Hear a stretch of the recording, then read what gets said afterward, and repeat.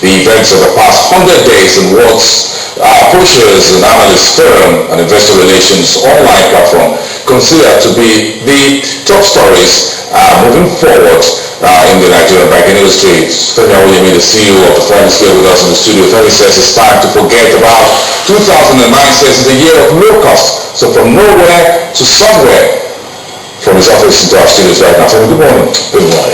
Let's start. Thank you very much. It looks like another very interesting document that's available on your website right now, pushng.com, for any of our viewers who is interested in checking out this very comprehensive documents about the last 100 days of the cleansing. In summary, the executive summary of this report is about I'm just trying to get this right. It's about 4 pages. So, in summary, what does this report tell about the past 100 days and the days ahead?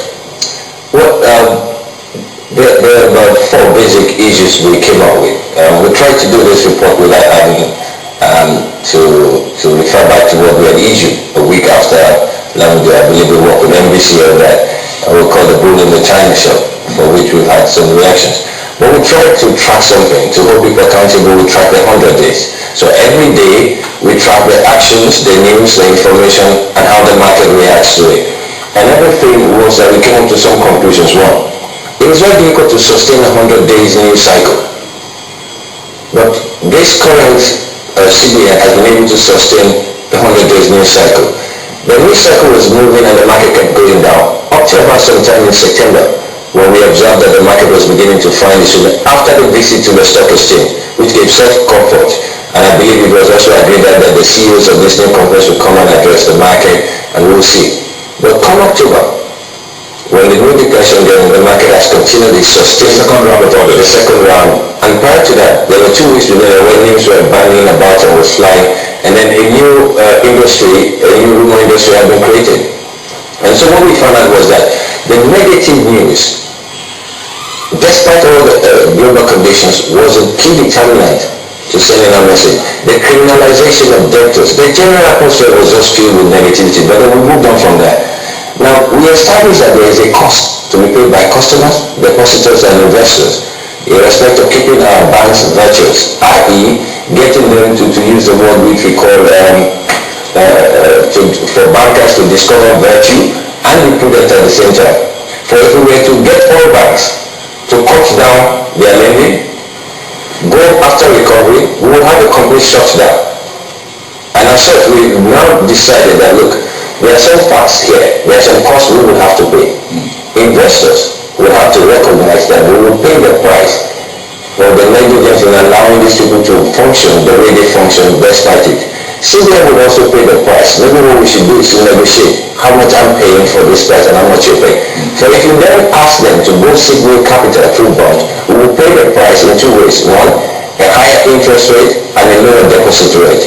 So we begin to adjust all these issues. And from our prognosis, we see that the 2009 will continue its movement southwards, and we might just continue from here on to start looking towards 2010. 100 days of negatives, you put it here in the executive summary. Sustained is a consistent and sustained negative news cycle has proved to be the most crucial factor in the market's move. And you said it was a miracle that the stock exchange offshore index did have moved to 1,000 basis points. Well, that was clear, because negative news will normally cause individuals. So does it look to you that Lamidi and the rest of his team are bothered about this cycle of negative news, 100 days and counting? I think they are. I believe they are, because one of the decisions you will notice that shows fully well that they're conscious of this decision was that of the 10 banks dealt with, and of the 14 remaining, they do acknowledge that some of those also have issues, but they may not have systemic implications. Now, for them to take action across the board would have been quite suicidal for them. And that would indicate to you that they were actually conscious of the impact of what this will have on the market. And what they try to do is to go for what they call, you may turn around and say the quick wins. Those who have serious issues, they felt in their estimate to do so.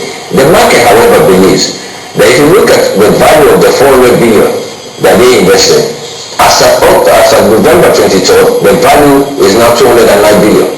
That means they have lost money. as well. The money they injected to it was not. So you go back to the initial decision and look at the flip-flops and the policy inconsistency from that August 14 declaration and say to yourself that, was there another option we could have moved out of the market? Our thought is that there are so many issues along the line. We're saying that, look, let us move beyond there.